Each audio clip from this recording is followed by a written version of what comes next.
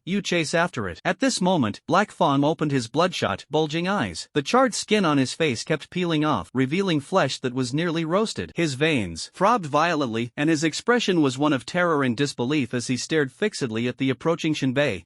Who are you? Why can you? Shinbei lowered his hand and softly hushed him. These things are meaningless to you. He raised the muzzle of the gun and said calmly, life and death are predestined. Wealth and fortune are determined by fate. It's all part of destiny's trials. Look at this mess now, everyone ends up buried together. What's the point? Do you regret it? Give me one reason not to kill you. Shinbei's voice was icy. Black Fawn let out a helpless yet bitter laugh. Has saving a bullet, does that reason work? Shinbei had already made up his mind to kill, but that remark caught him off guard. He stared at the grotesque bitter smile and couldn't help but chuckle. Do you think you're funny? I don't care about saving one bullet. Black Fawn's eyeballs trembled violently, his emotions surging, and his voice carried a hint of humility. I regret it. I truly only regret it. I was wrong. Spare my life and we can stay out of each other's way. In Black Fang's view, as long as Shinbei showed a bit of mercy, he still had a chance to turn the tables and return alive to the shelter. As for what happens afterward, settling scores later wouldn't be too late. After all of this trouble was caused by Shinbei. If he hadn't provoked the evil entity, none of this would have happened. Thus, Black Fang firmly believed that as long as he yielded, Shinbei definitely wouldn't pull the trigger. However, Shinbei shook his head, a meaningful coldness flashing in his eyes. No, it's not because you realize your mistake, but because you realize you're about to die. In an instant, Black Fang's resentment, rage, and even panic and fear erupted like a volcano. You damn dare. You actually dare to oppose shelter number 12. May you find no escape in hell. Bang! The gunshot echoed through every corner of the ruined city. Not long after, Shinbei walked out of the ruined city, carrying more than 30 intermediate crystal core sources, which were the spoils he had scavenged along the way. He headed west, trekking at a speed of 10 kilometers per hour. The battle armor could no longer bear too much strain. Overuse would only render it completely useless, and even its assisted walking function might fail. Beneath his feet stretched an endless carpet of yellow sand intertwined with rusted mechanical debris. The once prosperous relics of civilization had now been mercilessly eroded by time, leaving only shattered skeletons, as if whispering a mournful elegy of that distant era's exodus. The sky was shrouded in a dim, oppressive lead-gray hue, with heavy clouds seemingly burdened by all the grievances of this world. Sparse raindrops began to fall. Although this rainwater was drinkable, it was highly likely to cause gastrointestinal infections. The only safe water source in this world was the purified water from Titan's massive stomach pouch. Shinbei did not avoid the rain. He continued walking alone, carrying his firearm, trudging through uneven terrain. About 5 hours later, Shinbei lifted his eyelids, placed his hand on his forehead, and saw a car in the distance that had crashed into a tree. Found it. It was the vehicle he had used during his escape, and inside lay the critical mission target, the corpse of the juvenile black bat. Whether they could obtain the RV license plate depended on Rock's skills. Shinbei inspected the vehicle. The engine was intact, but it couldn't start. Crawling underneath, he found a hole in the chassis and a wire that had been smashed and broken into several pieces, making it impossible to reconnect. He broke off a thin tree branch, soaked it in a puddle, and used it as a temporary wire connection. How is this possible? The engine roared to life. Nice little trick. Shinbei turned the steering wheel, carrying the corpse of the black bat, and once again sped off into the wilderness. A few hours later, he returned to the vicinity of Shelter 36. Suddenly, he saw Titan's massive body begin to wriggle, crawling as it turned.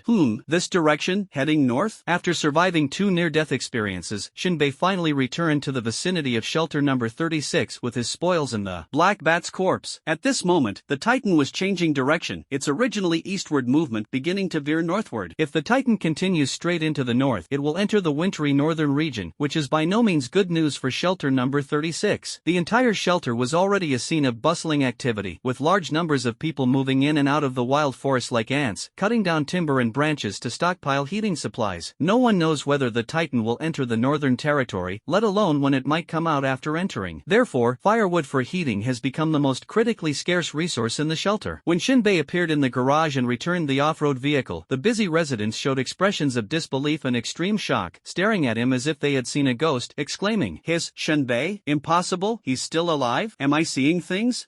How is it possible? This is the first time I've heard of an ordinary person escaping from the hands of an evil kind. For a time, wherever Shinbei went, waves of commotion followed. But Shinbei completely ignored this. It was true that ability users could outrun the corrupted species, but diverting disaster was also an ordinary person's way of survival. Whether it's a black cat or a white cat, the one that survives is a good cat. He first dragged the black bat's corpse to the logistics department, handed over the mission target, and received a storage receipt in return. Generally speaking, for this type of collection task, materials are first delivered to the logistics department before going to the mission office to settle the rewards, in order to minimize corruption. After all, the shelter was not public property for everyone but the private domain of General Yu Wuchang. In other words, until General Yu Wuchang is defeated, everyone remains vassals of the sanctuary. Any sneaky or underhanded behavior is essentially cutting into Yu Wuchang's flesh. Back at the mission hall, Rock, who had been dozing off, suddenly woke up. He pretended to rub his eyes, as if he had seen an illusion. After a brief moment of astonishment, he suddenly burst into laughter, laughing more and more hysterically. Rock clapped his hands loudly. Good.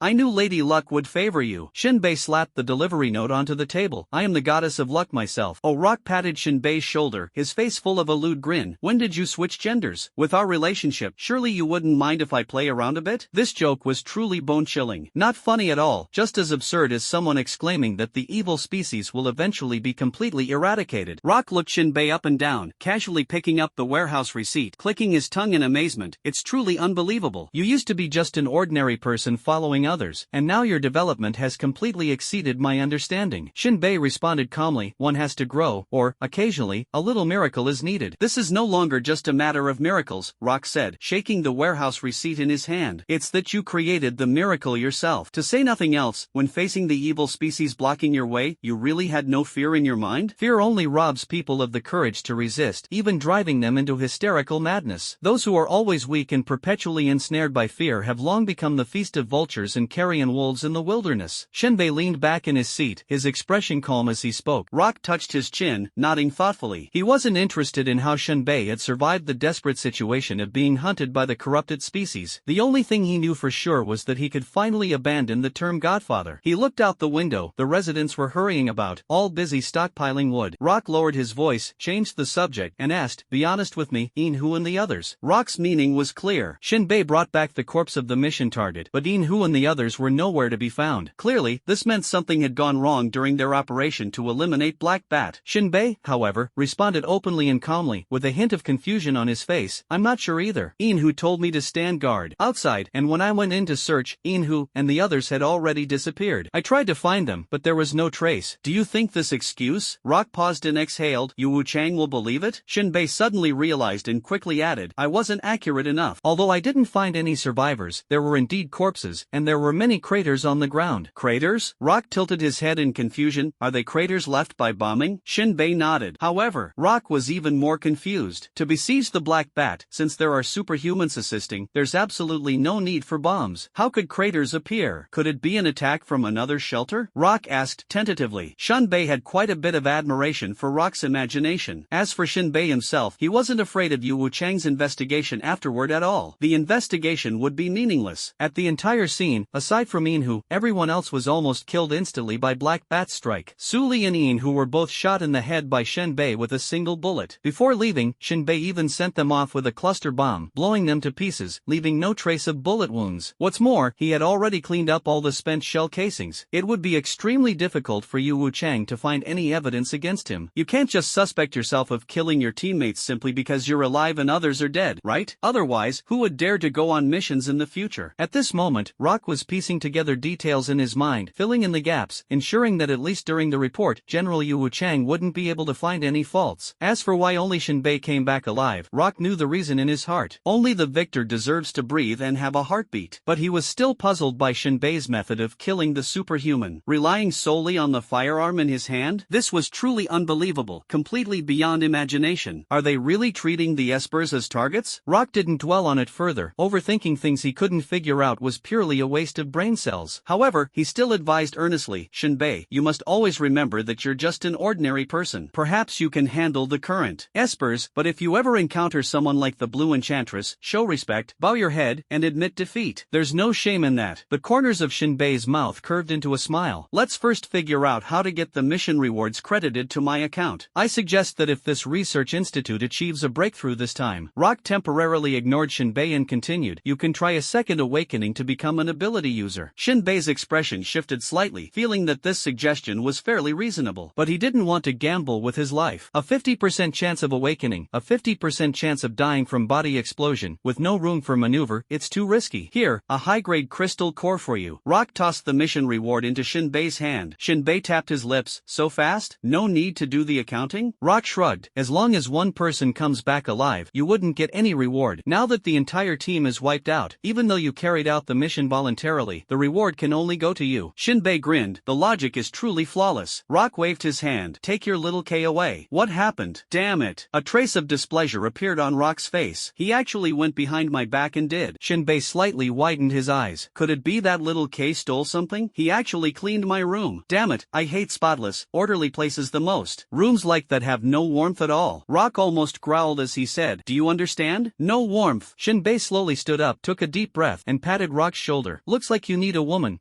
A woman who can have your children." Rock was stunned for a moment. When he looked up again, Shinbei had already left the mission office. He lit a cigarette, took a deep drag, and then spat. "Having kids? Humph, this damned exodus, why make the next generation suffer?" After leaving the mission office, Shinbei went to the service center. The so-called service center was the central department of the shelter. Whether one was an ability user or for an ordinary person, they could come here to handle various matters, such as paying fees, processing immigration paperwork, receiving policy notifications, and so on. The main building of the service center was constructed using scrap metal panels, concrete prefabricated parts, and recycled wood, presenting a rugged industrial style. The windows were designed to be small and sturdy, made of bulletproof glass or iron-barred frames. At the service center, Shinbei paid a high-grade crystal core in exchange for an RV permit. With this permit, he could build an RV, attach it to the back of a Titan vehicle, and follow the shelter in its exodus. After leaving the service center, he went to the research institute. At this point, Shenanji had already completed all the assembly templates for the wheels and the RV, which were piled up to the side and covered in dust. After paying another fee, Shinbei theoretically already owned his RV, only the assembly was left. Looks like you'll need to hire a few helpers. Shenanji, dressed in multifunctional workwear and wearing safety goggles, appeared behind Shinbei. At that moment, his gloved hands were still dripping with thick, crimson blood. Shinbei? Blood?